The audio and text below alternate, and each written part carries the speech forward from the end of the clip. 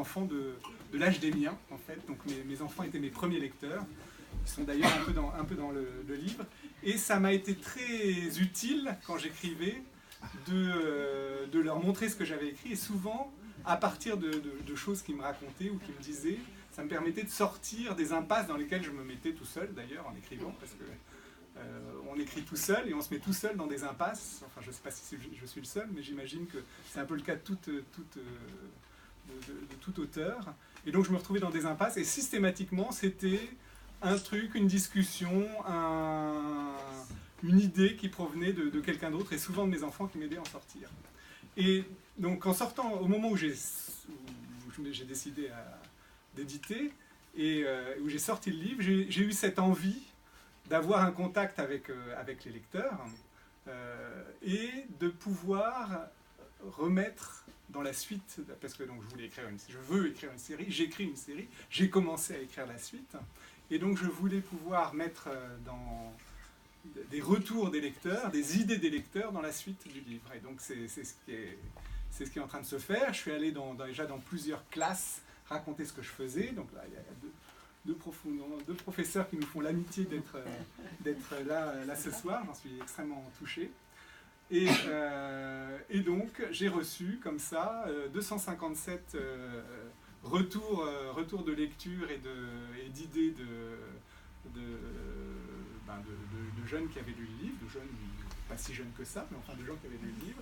Et donc j'ai dû en sélectionner un premier j'avais décidé d'en sélectionner un premier fin novembre au moment où je suis en train d'écrire, donc qui vient rentrer dans le livre au moment où j'en suis aujourd'hui.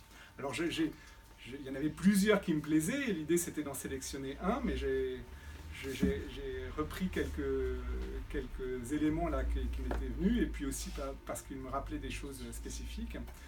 Donc j'en ai retenu 4 comme ça. Donc il y avait Lydia, Christial et Fatoumata qui me proposaient une robe qui se transformait selon le temps et les contextes selon lesquels elle était utilisée. Donc ça, je l'ai finalement pas repris. L'avant-dernier, donc celui que j'ai failli reprendre, ça m'avait beaucoup touché parce que je suis allé voir une classe d'enfants, enfin de jeunes lycéens en difficulté, donc une classe spécifique où ils étaient regroupés, ils étaient tous en difficulté, très forte, donc en décrochage scolaire complet.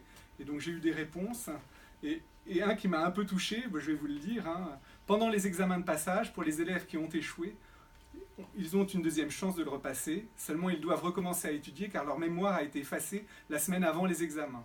Pour savoir si c'est un problème d'étude ou un problème plus profond, ils n'auraient pas le niveau requis. Donc ça m'a beaucoup touché parce qu'en fait c'est vraiment l'histoire de ces enfants qui sont là, et je trouvais ça assez intéressant que leur mémoire est effacée au moment des examens. Moi j'ai passé quelques examens, c'est quelque chose que je connais assez bien, la mémoire qui s'efface juste le jour de l'examen.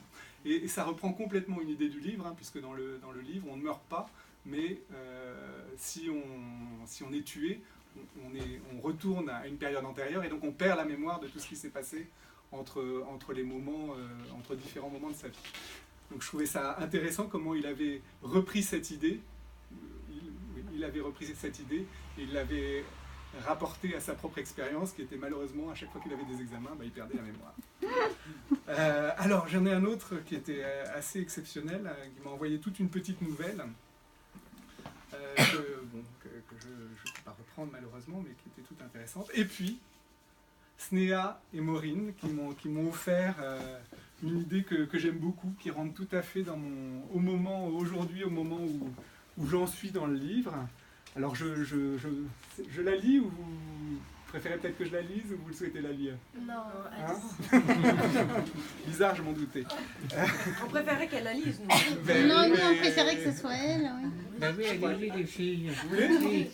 Allez les filles. Voilà, c'est là. Alors, c'est là? Oui. C'est là.